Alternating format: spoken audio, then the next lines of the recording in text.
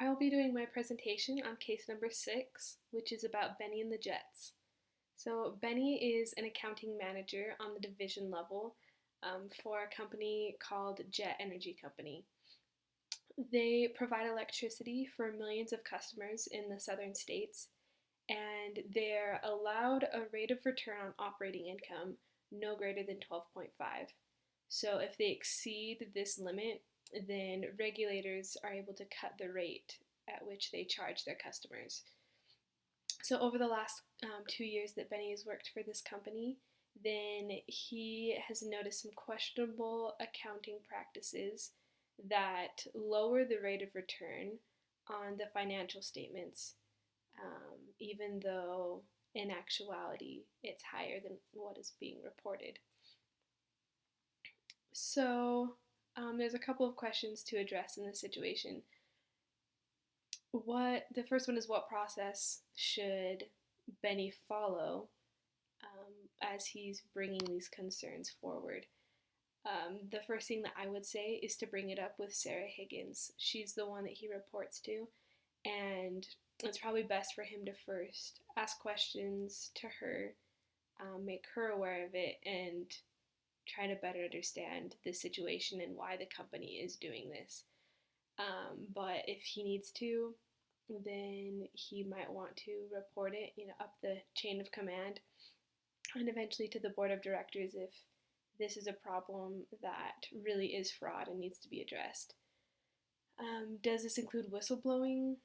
If it really is a fraudulent problem, then I would say it is, because he's uncovering this illegal activity that is within the company. If I were to give Benny advice in this situation, then the ethical values that I would be thinking of first is integrity. The company should be doing the correct thing regardless of how it might hurt them and how they might have to change their business practices. I would also think about a concern for others and fairness. The whole reason these rules and regulations are in place is to protect the customer, and we want our financial statements to correctly reflect what we're doing for the sake of our investors as well. So, what reasons and rationalizations do you anticipate may be lodged by stakeholders based on the advice you would give Benny? I think that it's very possible that they would rationalize it because it's been going on for so long. It's always how they've done things, so why change now? And it's not hurting anyone, so it's not a very big deal.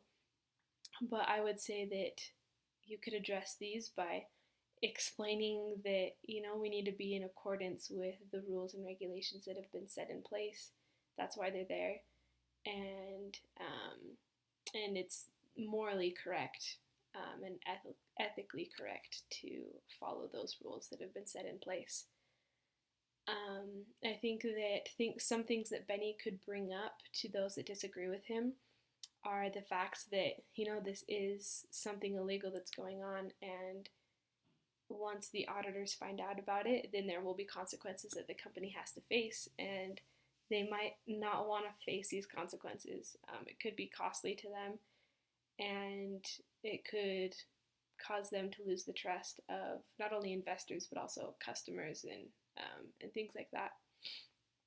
So overall, my final advice to Benny would be to ask questions to find out more about the situation and talk to different individuals, and if need be, to report this as illegal fraud that is going on in the company, because it needs to be addressed.